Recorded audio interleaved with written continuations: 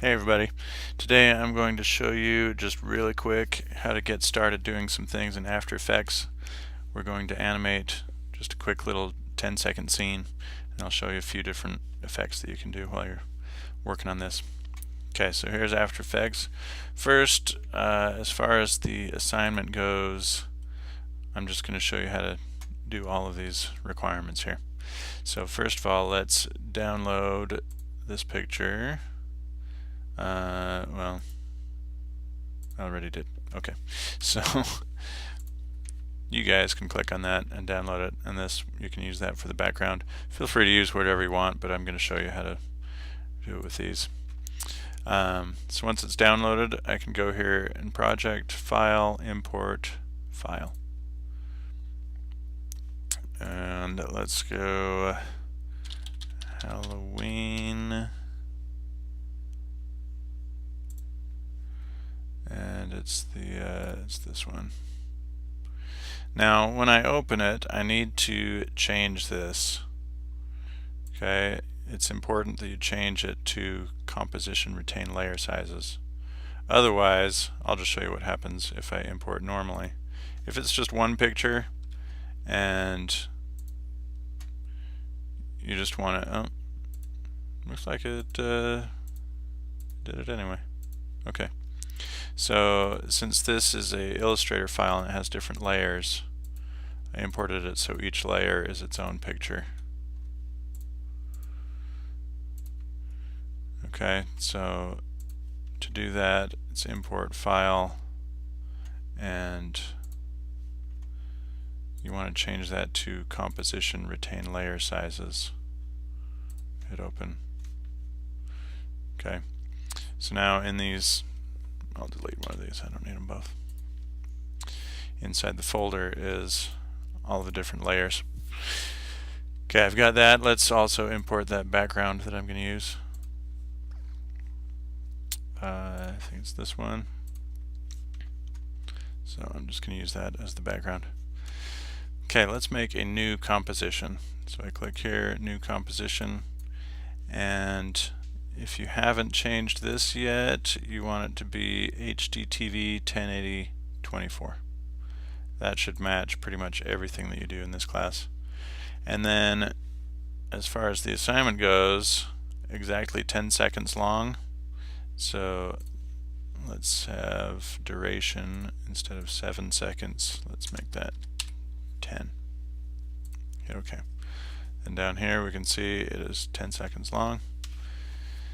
Okay, first of all, let's put the background. I'm just going to drag that down, and that you can see that the picture must be bigger than the size that we chose. So if I click on this, I can scroll to zoom in and out, and then I can click on the corners. I'm just going to resize that like that. Okay. Now down here I'm going to lock this layer so that I don't accidentally move it around anymore. See, now I can't move it. Alright, now all of these other things, they're all black drawings, so you can't see them here since it's a black background unless they have white pumpkin faces. But once I drag them on here, then you can see them on top of the background. And you can click on it and resize it, whatever you want to do with that. So this house I'm just going to leave there. So let's move the ghost around. So I'll show you how to move something. Let's see what our requirements are. At least 4 moving characters. Okay, so we'll do that first. Alright, the ghost. I'm going to hit this arrow to drop that down, hit this one to drop down transform, and you can see when I move it around, see how it's changing the coordinates for position. Okay, but that it's just gonna, by default, it'll just stay in the same place throughout the whole thing, but we want it to move. So I'm going to move it to where I want it to start. So let's say it starts right there. And I'm going to turn on this little stopwatch. So that means it's going to set a keyframe. It turns on keyframes. See how this diamond showed up there? Now if I skip forward to 10 seconds and I drag it across the screen, see how this dotted line shows up? That means that it is moving from here to there. And now we have a keyframe at the end and a keyframe at the beginning. Alright, so that's how you make characters move. Once you've done that, if you want to make it happen faster, you can just click the second keyframe and drag it forward. Now it happens a lot faster. You can also add keyframes in the middle. So it's going from there to there, but what if I wanted to go up here first? See how it added a keyframe down there? So that'll go up and then go down. I can also adjust the curve on that if I wanted to. Anyway, so that's basically how you make things move around. You can do the same thing with scale, rotation, any of those things. You can animate so it gradually gets bigger or turns around. Alright, so let's do the next thing, one instance of animated opacity. Okay, so I will, what should we do, pumpkin? Owl. Let's make this owl a little bit bigger.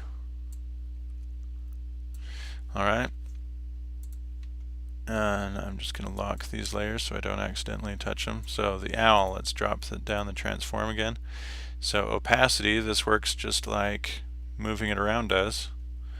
So I turn on the keyframes and let's have it fade out. So I'm going to start this at 0. See how it turned invisible? And then let's say at 2 seconds I want it to show up. So I go to 2 seconds and I drag that up and now it fades in. And maybe I want it to stay for 1 second. So if I just click on this in the middle, it will add a keyframe right where it is. So that means in between these two it stays at 100%, and then I'm going to have it fade out after that. So there's my last keyframe. So now it fades in and fades out. And then I can also, why not do the scale while we're at it? So let's have it start small and then get really big the whole time. There it is. Okay. What's our next thing?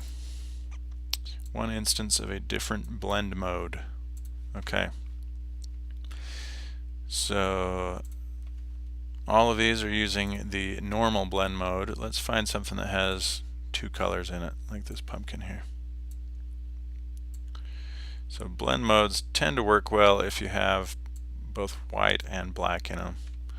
And you use it to blend it in with the background in different ways. So if I wanted this pumpkin, let's say I wanted the black to be see-through and only the face to show through. Okay, so my blend modes are down here at the bottom. Hit this toggle switches and modes. Oh, I already was on blend mode. Okay, so right here, see how they all say normal, normal, normal? If I click on that, I can change this to darken. Okay, so darken makes the white part turn invisible. Only the black stays. So you can see the stars behind him. I could change it to add. Now it does the opposite, just the white part shows up. And there's a bunch of different ways you can do this. So just try it out, see what looks cool to you. So I'm just going to leave this on add like that. And let's have this guy move around too. So let's go to transform, let's turn on position.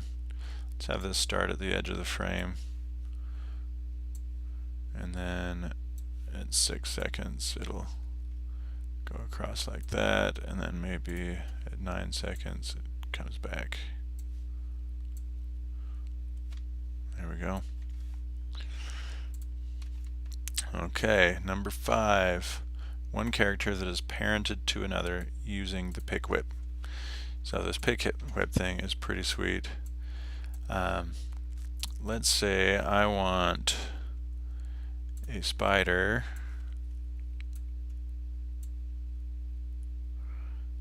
Okay, and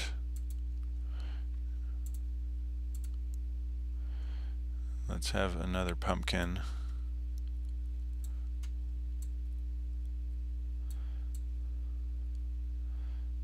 it's like it's the spider's head. Okay, so I can move the spider around, and I could try to animate the pumpkin so that it moves all in the same place, but it's a lot easier if you just parent it. So first let's move the spider around. So let's go to transform, turn on position, and let's have it go over here, and then right here we're gonna drag that up, and here we're gonna drag that down. Okay, so the spider's moving all around. Now it would be pretty complicated to select that pumpkin and try and make it follow the spider. But to make it easier, let's just parent it. So see over here on the right where it says parent, and they all say none, none, none, none. Well, next to it is this little swirly thing called the pick whip, and if I click on that, so I want the pumpkin to follow the spider, right? So I'm going to click on the pick whip for the pumpkin, and I'm going to drag that onto the name of the spider. And now see how in the parent column it changed that, so it says its parent is the spider. And now that I've done that, it follows the spider wherever it goes.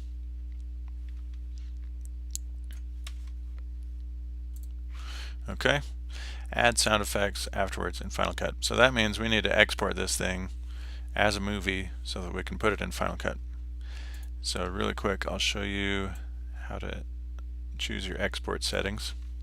So let's go File, Export, Add to Render Queue. And down here, all these words that are in blue, if you click on them, then it opens up a menu that you can change. So I don't want this setting, that's going to make a huge file. Instead, let's go to Format Options, and let's choose H.264 for our codec, and hit OK. And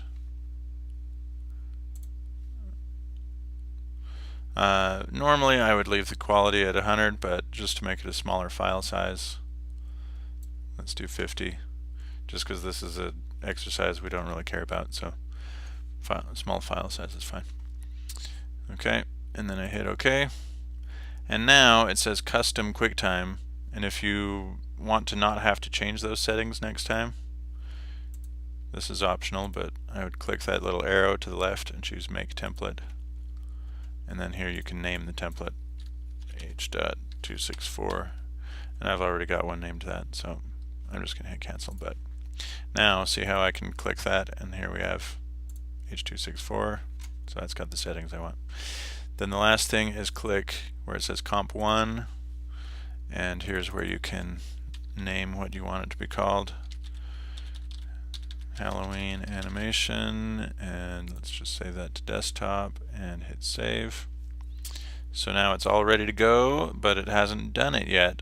Last step, you have to click this render button, and now it's gonna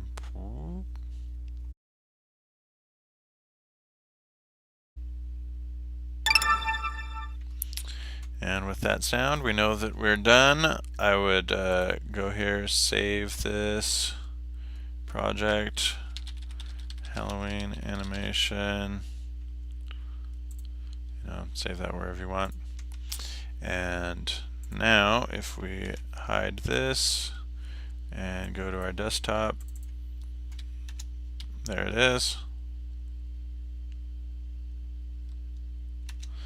Some of the pictures don't look so great because we've enlarged them so much. There are ways around that, but that's for another time. Anyway, now you can take this video and put it in Final Cut and do all your sound effects, and you should know how to do all that stuff already. If not, look for another tutorial. Okay, enjoy. We'll catch you next time.